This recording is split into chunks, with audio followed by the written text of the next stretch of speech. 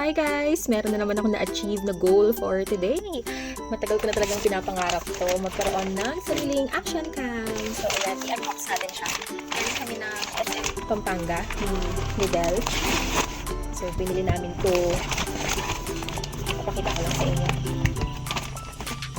Look at this! Finally! So excited! Okay, buksan natin siya.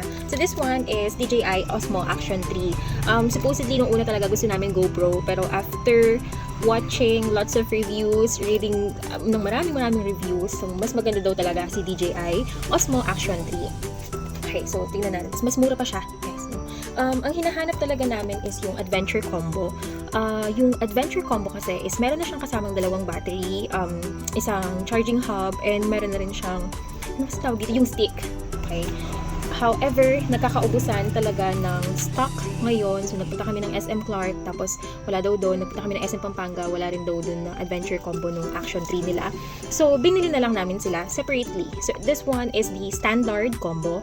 And yung standard combo nila, magkano ba to? Check ko yung resibo. This one is 19,690 pesos. Tapos, meron na siyang kasama. Yan.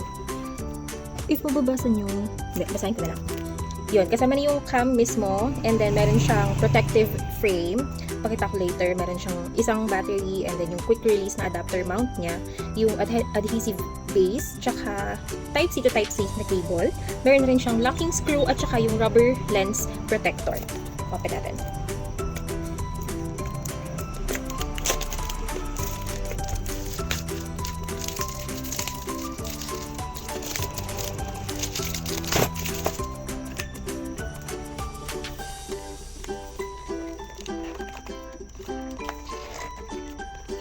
Wow, ay magpa-open sa akin.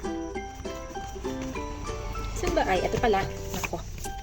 Okay! Ito na siya. OMG. So, ito yung mismong cam. And then, what else do we have sa box?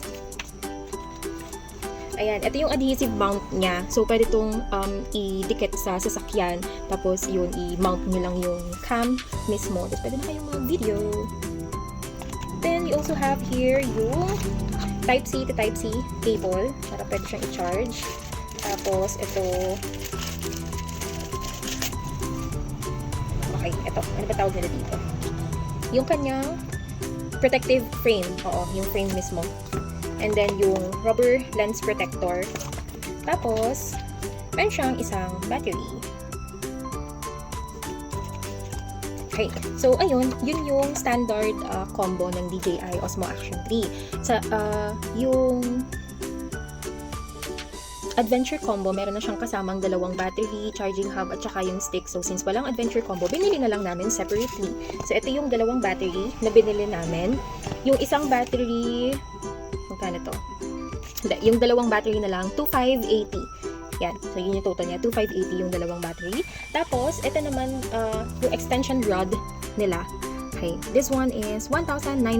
Okay. So, in total, ang nagastos ko dito is 24,260. Kung bibilhin mo yung, wala pa pala dito yung charging hub. Okay. So, kung bibilhin mo ng buo yung adventure combo nila, I believe it's worth 25,600 or basta around 26,000. So, halos same price lang. Okay? So, nung nag-compute ako, naisip ko na, okay, kahit wala yung adventure combo, pwede na namin bilhin. Yun ang separate na lang. Okay? Same price lang naman kasi siya. So, open na rin tong extension rod natin.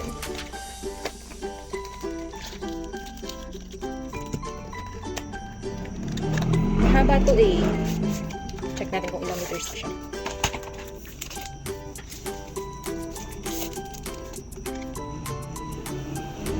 God, ang haba niya. Ah, grabe. Oh, ayan. This one is 1.5 meters. So, diba? Abangan nyo sa next vlog ko, guys. Gagamitin ko to lahat. Okay, kasi pupunta kami ng Manila ng August. Okay, so mag-city dive kami. So, gagamitin ko to lahat. Pero I don't know, baka one of these days mag-gala-gala kami sa may Clark or sa malapit lang. Tapos, susubukan na natin itong mga to.